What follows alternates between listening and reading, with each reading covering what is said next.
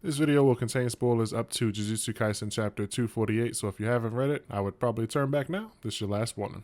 A sorcerer is nothing but a con artist. That's a quote I'm sure you all remember from Reggie after he was outsmarted in his fight against Megami earlier in the Culling games. It's something that we have seen numerous times now at this point in Jujutsu Kaisen, like during the hidden inventory arc when Getzo revealed his Shikigami versus the old man sorcerer to make him think that he wasn't confident in his hand-to-hand skills. We saw it again with Todo clapping at the end of the Mahito fight, leading Mahito to make a wrong move expecting to swap places with another fighter. It was also shown in the Sendai colony battle when Yuta knew he was being watched and tried to keep his cards close to his chest for as long as possible, not revealing that he was capable of reverse curse technique. And there have been a number of other times where we've seen this, like the Gojo versus Sukuna fight being filled with moments where characters are keeping their cards in big plays for the right moment. But the one that's been on the minds of the characters and the readers might be the biggest con so far, and that's why hasn't Sukuna used his fire arrow yet? I have a few ideas as to why, and some of them are surprisingly simple. If you haven't thought of them yet, you'll ask yourself why, because it's kind of funny actually. I also have an idea for how it'll be eventually revealed and if and when we will actually get to see it again, and then I'll ask for your thoughts. Before I get into the theory, I'm not going to ask you to subscribe now, but you can if you want to support the channel. Instead, I have a question for you, and I'll have another later about the theory, but for now, I just want to know what other type of content you guys would like to see on the channel. For now, my most popular videos have been Jujutsu Kaisen related, and I've said a number of times that this will be the last one for a while, and I just keep getting more ideas for JJK stuff. And I really just don't want to lock myself into the box of being a JJK YouTuber. There's nothing wrong with that, but there's a lot of other stuff that I read, and so if you guys have anything interesting you'd like to hear me talk about or other manga, then let me know below. Alright, now back to this fire arrow. Sukuna himself is someone who is both a teacher and a perfect student of the game if the game were Jujutsu, and we know that he has the most experience in battles from before his time being sealed away all those years ago to now, where we have now watched him fight many opponents in the modern era. There are some readers who dislike how broken Sukuna appears to be after he shows off overwhelming strength, and then with Judgment seeming to conveniently only confiscate his cursed tool, it makes the situation more dire for the characters he faces, and it can sometimes feel difficult to imagine him losing. The biggest mystery though is Fugue, or Open, the technique he used first against Jogo in the Shibuya incident arc, and how he was able to conjure an arrow using fire the same way Jogo did when he challenged him to a battle of firepower. He says to Jogo, who is confused by this because we all know that his curse technique is slashing. Sukuna realizes at this moment, oh yeah, that's right, I thought you know about this, but I guess a cursed spirit wouldn't. And after that, he assures Jogo that he won't cheat by revealing how this trick is done, thus empowering the ability but by explaining it. Jogo dies without ever knowing how this was done, and readers are left wondering about this, but not for long because Sukuna once again uses it when he fights Maharaga and packs him up nicely with a nice hot arrow. After that, we don't see Sukuna taking a driver's seat again for almost 100 chapters, up until he finally says the word Enchain, which gives him full control over Yuji's body for a minute, and he uses that minute to swap hosts over to Megami's body. From that point on, Sukuna is only shown in his next handful of fights using abilities like the 10 Shadows technique or his own slashing abilities, and it's now being mentioned in the universe by other characters as to why he isn't using things. Gojo asked why Sukuna wasn't using the 10 Shadows in their fight at the beginning, and more specifically Maharaga, and we learned that he was using it in the background and having Megami suffer the damage while he used it to adapt to infinity, so that he can use that as a model and be able to cleave space. Sukuna is a master of Jujutsu and getting people to wonder about abilities while leaving things in the back and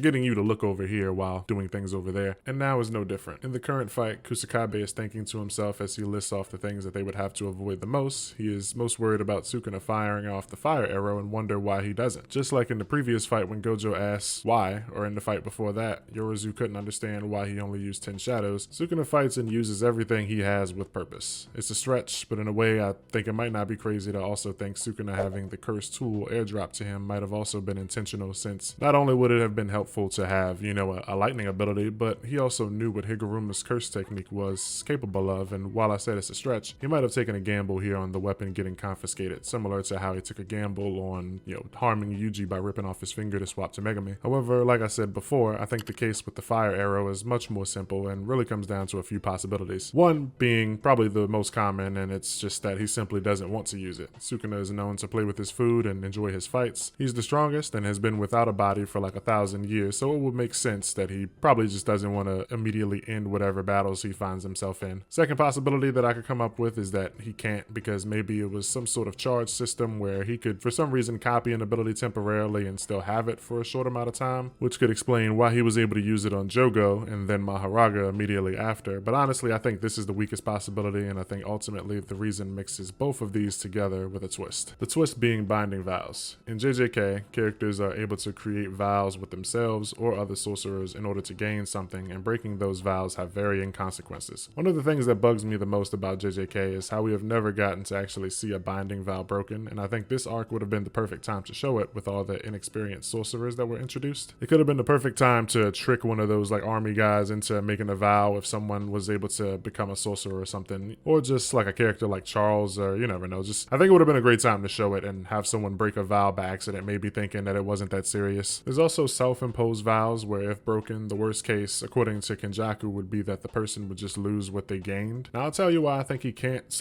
/ hasn't used the arrow. If you take a look at all of Sukuna's fights from the time the story started to now, look at all his opponents and who they have been. Sukuna has faced off against sorcerer after sorcerer, and only 2 of those times has he used the fire arrow. And what do these 2 fights share in common? His opponents were non-human. Versus Maharaga, the divine general wouldn't question it because he's just a Shikigami that fights until it's dead or its opponent, so of course it wouldn't get any information out of Sukuna. But when he uses it against Jogo, he mentions a cursed spirit wouldn't know anything about it. And why is that? I think it's because a cursed spirit would normally never make a binding vow under normal circumstances. Jogo was a hothead, literally, and would kill anyone who came in contact with him if they were human, assuming there wasn't some reason he couldn't, and so there would be never really a time where he would ever create a vow with another person, IMO. Mahito, on the other hand, conveniently had an ability that could fix up someone, and Kenjaku was there to offer guidance and likely put the entire vow in place, while telling Mahito about how important it is to follow through on the vow's conditions. Because of these differences, I think Jogo simply didn't have the knowledge of binding vows, and it brings us back to Sukuna once more. I think that long ago, way back in the Heian period or so, Sukuna entered a binding vow, possibly just with himself, but maybe with someone else like Kenjaku. The reason I say Kenjaku is because we know that the 2 had a deal, and it looks like part of that would be that Sukuna finishes the merger, but there could be more to it. I'm of the thought that it was Kenjaku who actually taught Sukuna the Fugue or open ability, and maybe the deal was that he couldn't use it against him, and I could see Sukuna taking it a step farther and going, hell, I won't even use it against sorcerers at all. And it's possible that during that era, it was much more likely that someone like him would fight curses on the regular compared to modern times. It honestly isn't even that big of a nerf when you consider the scope of damage that comes from him using the fire arrow, and the main thing that made me have this thought was the fact that Yuta is now taking the stage and Rika is here also. Out of all Sukuna's battles, he has only used his fire arrow against non-human opponents, Jogo, Maharaga, and now the Queen of Curses is in front of him, and I think this will be a fight that sees the 3rd fire arrow or a similar ability. The worst part for the good guys is if it's true and his target does end up being Rika, whether he lands the arrow or misses, the damage to the surrounding area will be massive. But to return to Reggie's line about sorcerers being con artists, I think this example of Sukuna conning everyone would be perfect, especially if it's wrapped up with the reveal that Megami is the one to explain it. I know I probably sound crazy, but I've said it a while back, and I think that Megami's soul will somehow be separated from Sukuna's, possibly due to Maki slicing him with Soul Splitter and having Megami slink away in a shadow or so. Maki having been surprisingly absent from the battle, I think she's personally waiting for Sukuna to open his domain and then she can sneak in during that point, but I think that was something said more about like closed barrier domains, so I don't know how she would interfere or interact with open barrier domains. I have to go back and read, and I guess we'll just see what that leads to. I think it would also be surprising to Sukuna if Megami managed to get free and still has his fighting spirit intact. We know that incarnated sorcerers gain the memories of the human host that they take over, but what if when Megami is finally free, he also gained knowledge from Sukuna's memories and uses that information on the secrets that Sukuna's been keeping, like why he hasn't been able to or just hasn't used the fire arrow and what exactly Fugue is. Before I forget, I think this is also the fight where we will learn the ins and outs of Yuta's technique, and I think it would be wild if Fugue does turn out to be some sort of copy ability and we get a similar situation to the Gojo fight where Sukuna uses this fight as a model for perfecting the method of copying abilities. It might be a stretch, like I said, this is a theory video, so don't cook me too hard in the comments. What do you think about the idea that he can only use the fire arrow against non-humans, and do you think I'm onto something, or do you think he's just simply playing with his food? Let me know below. I'll choose my favorite comments and share it as comments of the week. If you enjoyed the video, please leave a like and a sub, and don't forget to let me know what type of content you like to see on the channel so I can try experimenting outside of JJK. Thanks for watching. If you stuck through to the end, guys, see you next time.